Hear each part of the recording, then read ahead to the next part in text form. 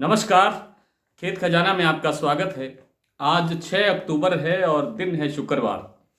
आज सरसों का बाजार क्या गतिविधियां कर रहा है, कैसी गड़बड़ हो रही है, बाजार अब किस दिशा में जा रहा है, नेफेड की बिक्री किस ढंग से हो रही है, कितने टेंडर पास हो रहे हैं, कितने टेंडर फेल हो रहे हैं या रिजेक्ट हो रहे हैं, और आगे सरसों का भविष्य क्या है, साथ में थोड़ी सी बात करेंगे ग्वार के बारे में और थोड़ी सी बात करेंगे गेहूं के बारे में, थोड़ी सी बात करेंगे चना के बारे में। बहुत संक्षेप के अंदर सारी बातें होंगी।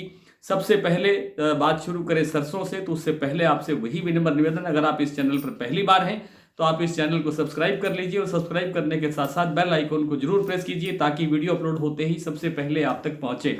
आप इसको लाइक और शेयर भी कर सकते हैं।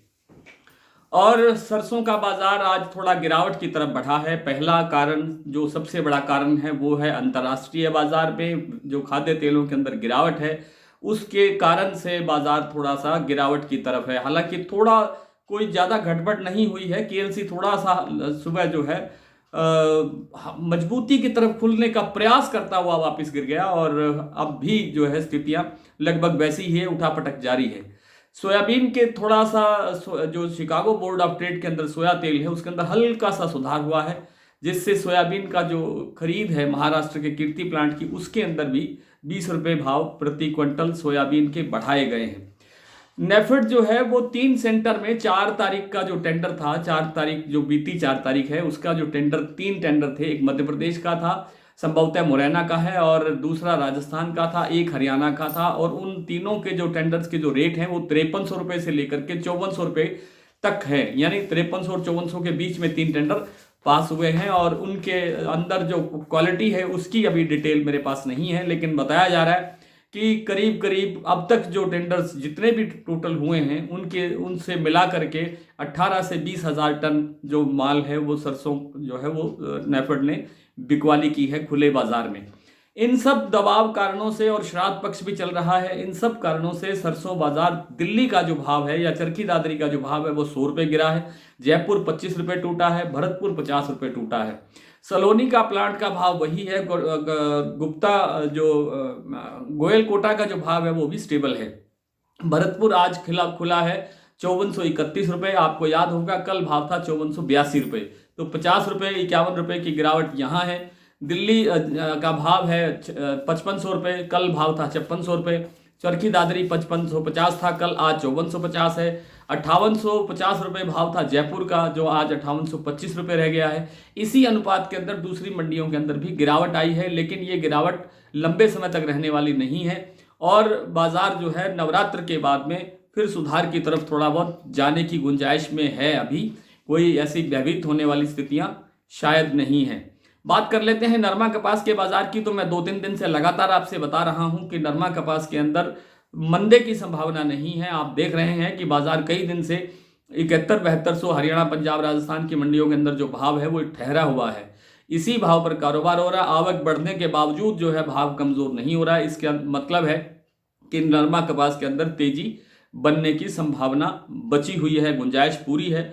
और जैसा मैंने पहले आपसे बताया कि नवंबर के अंत तक इसका भाव 8,000 रुपये के आसपास, जो अब 7,7200 चल रहा है, वो 8,000, 8,8200 के आसपास बनते हुए देखा जा सकता है। चने के अंदर बहुत बड़ी गिरावट इसलिए आई है कि एक तो आयात बढ़ा रही है सरकार, और दूसरा चने का जो नेफेड की जो बिकवाली है वो भी बहुत तेजी से हो रही है। इन सब कारणों से चने का जो बाजार है वो दबा हुआ है, दबाव महसूस कर रहा है। 6250, 6325, 6300 ही मानिए दिल्ली लॉरेंस रोड का भाव रह गया है। और आगे जो एक बड़े त्योहार का जो सीजन है वो सामने है, 1 महीना लगभग उसमें बाकी है, और इस 1 महीने के अंदर बाजार लगता है कि एक बार फिर से 6600-6700 की तरफ बाजार बढ़ सकता है। गेहूं के अंदर मैंने कल भी आपसे निवेदन किया था कि 2600 रुपये का हाईएस्ट लेवल दिया था। आपको अगर महीना 1.5 महीना पहले के हमारे वीडियो हों तो आप याद करिए कि गेहूं के अंदर बहुत बड़ी तेजी इससे ज़्यादा नहीं आएगी। बाजार 2600, 2650, 2700 से हद और वापसी नीचे फिर 24-2500 रुपये तक आ सकता है। तो वही स्थितियां अब बन रही है। गेहूं के अंदर इससे ज़्यादा तेजी लगती नहीं है। और कुछ मंडियों के आपको सरसों के भाव भी बता देते हैं। हालांकि भाव मैंने अधिकतर मंडियों के आपको जिक्र कर दिया है। सलोनी स्टेबल है, और आपका जो कोटा का भाव है वो 6125 रुपये है, अलवर का जो भाव है 6150 रुपये है, और शमशाबाद और दिगनेर का भाव या आगरा का जो भाव है वो 6175 रुपये है। और क्षमा करें, आज थोड़ा सा 25 रुपये भाव कमज़ोर हुआ है सलोनी में, ये बाद में हुआ, लेकिन मैं दोबारा रिपीट करता हूँ भाव। कोटा सलोनी का भाव है 6100 रुपये, अलवर 6125, दिगनेर 6175 और शमशाबाद भी 6175। ये 25 रुपये कमजोरी के बाद के भाव हैं, स्टेबल नहीं रहा बाजार। 5650 रुपये जो गोयल कोटा का भाव था वो बिल्कुल स्टेबल रहा है।